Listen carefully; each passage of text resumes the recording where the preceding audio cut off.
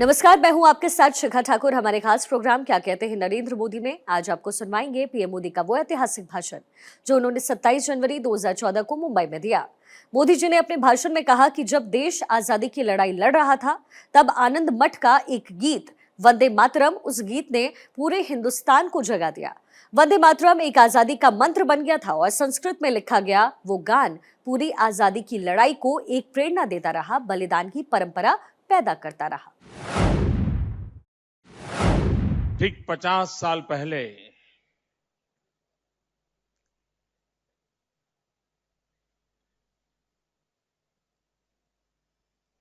एक गीत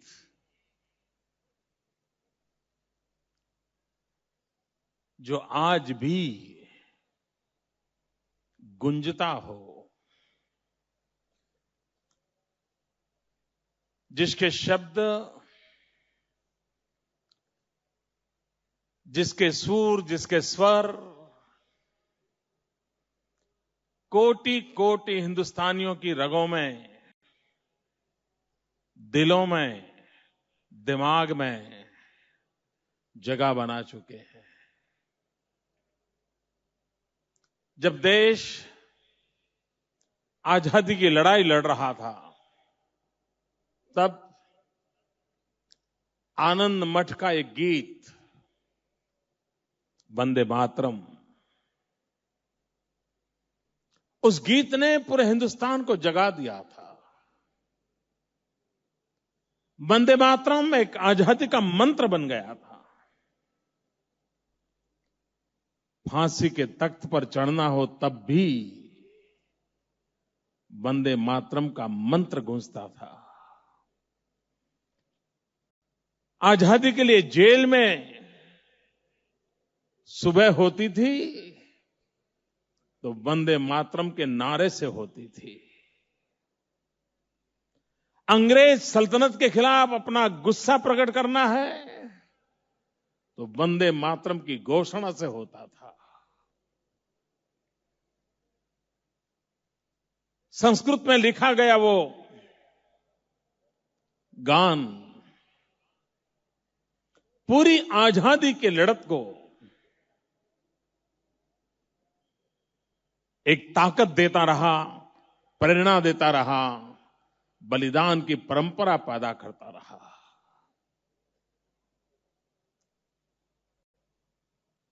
और आज राष्ट्रगान के रूप में हम सबके लिए जब वंदे मातरम का गान करते हैं तो देश की आजादी के लिए जीने मरने वाले उन सभी महापुरुषों की हमें याद आती है। आजादी के बाद ऐ मेरे वतन के लोगों, इस गीत ने हिंदुस्तान की चार चार पीढ़ी को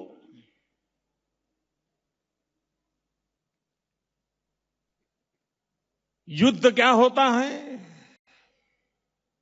सेना क्या होती है, सेना के वीर सेनानी क्या होते हैं, सैनिक क्या होते हैं, हंसते हंसते अपना जान भारत मां के लिए लोग कैसे बलि दे देते हैं। एक गीत को जब उस भाव से सुनते हैं तो पूरी युद्ध की भूमि के वो दृश्य हमारे सामने आकृत हो जाते हैं। जो आज से 10 साल पहले पैदा हुआ होगा उसे भी वो प्रेरणा देते हैं। कभी कभी मुझे विचार आता है, अगर प्रदीप जी ने ये गीत लिखा न होता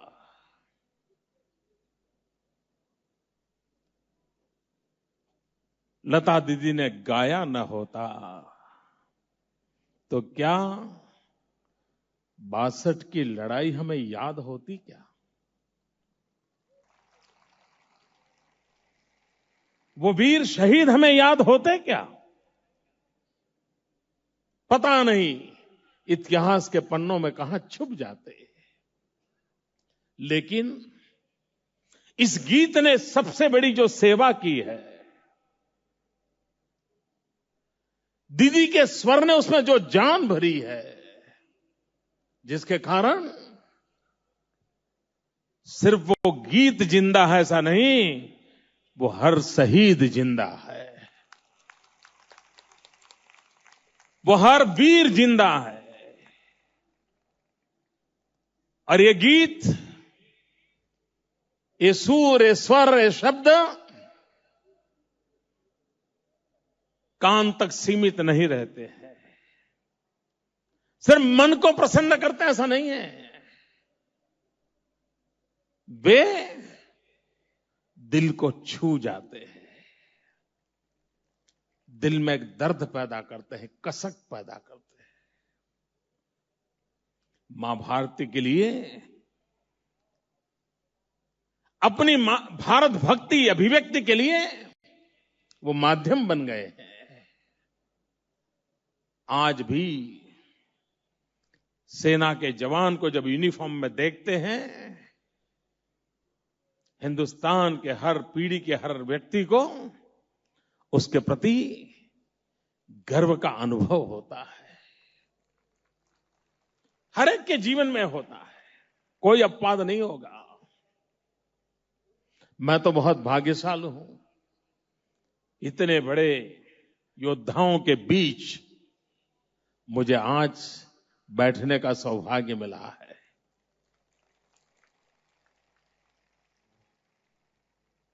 और समाज वीरता की पूजा करता है, योद्धाओं की पूजा करता है, उनके पराक्रम के गान गाता है और नई पीढ़ी को जीवन जीने के लिए तैयार करता है। भाइयों बहनों,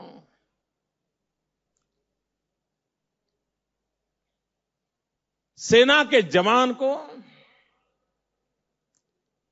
युद्ध के मैदान में शहीद होने की इच्छा रहती है, इसके मन में एक ललक रहती है कि मेरा जीवन मेरी भारत मां के लिए काम आए।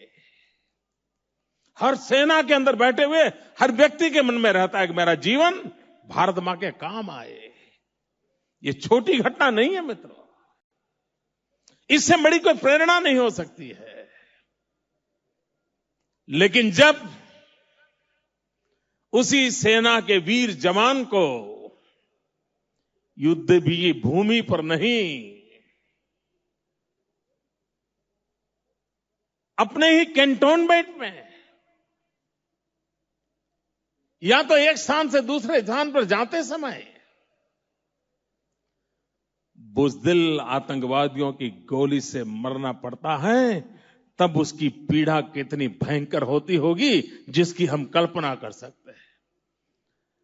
जो सीना तान करके सीने पर गोलियां लेने के लिए पैदा हुआ है, उसको जब बुज़दिल आतंकवादियों की गोलियों से पीठ में गोलियां चले और मरने की नौबत आए, उससे बड़ी पीड़ा एक जवान के जीवन में नहीं हो सकती है।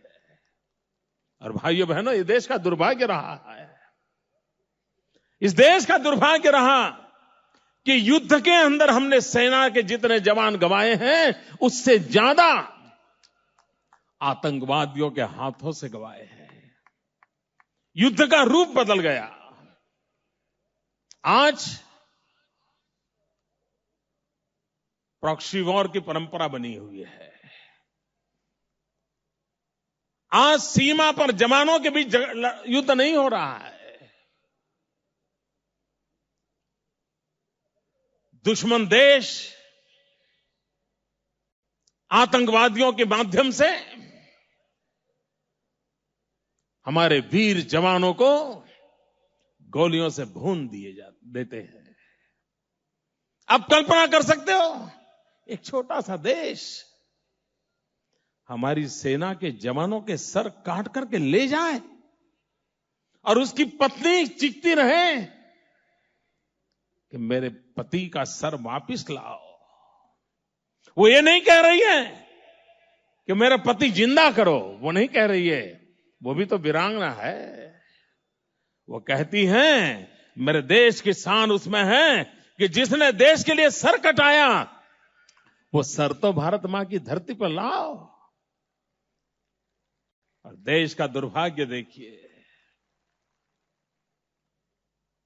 हम हाथ जोड़ करके बैठे रहे। अगर यही हाल रहा,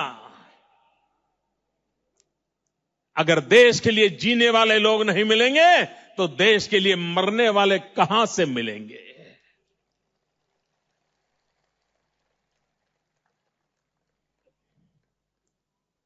और इसलिए शासक का कर्तव्य होता है, सेना के जवान राष्ट्र की भुजाएं होती हैं, उसकी गरिमा, उसका सम्मान, उसका गौरव, वो राष्ट्र की रक्षा की गारंटी बनता है। और हमारे यहां तो मंत्र है, राष्ट्रयाम जागरयाम वयम।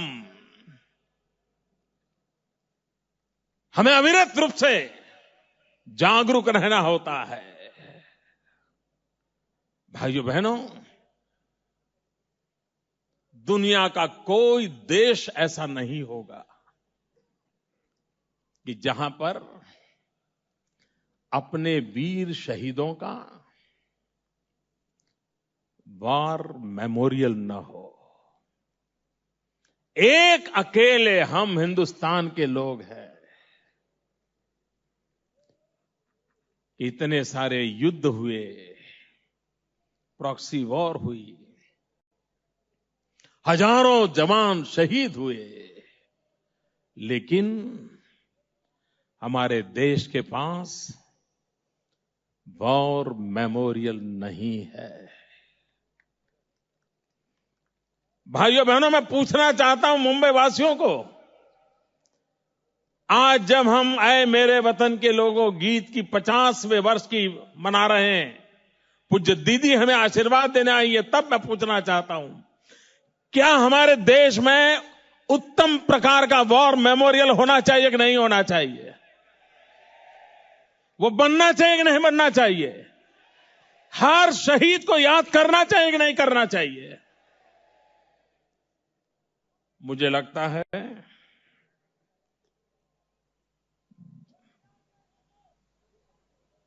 कुछ अच्छे काम मेरे नसीब में ही लिखे हुए हैं।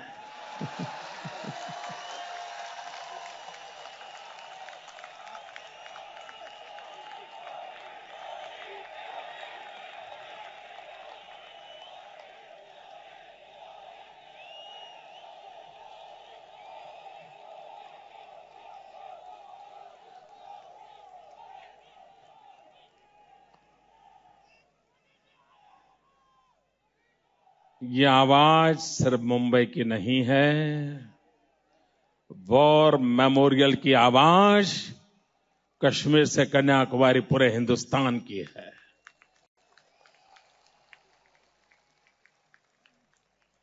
और जनता की आवाज ईश्वर का संकेत होता है।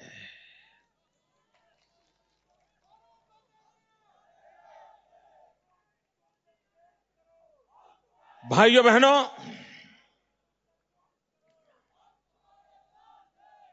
हमारे देश का दुर्भाग्य रहा कि आज भी हमें सेना के लिए शस्त्रास्त्र चाहिए, वो हमें विदेशों से लाना पड़ता है। आप कल्पना तो करिए भाइयों, पराई बंदूक से गोलियां क्या चल सकती है जी।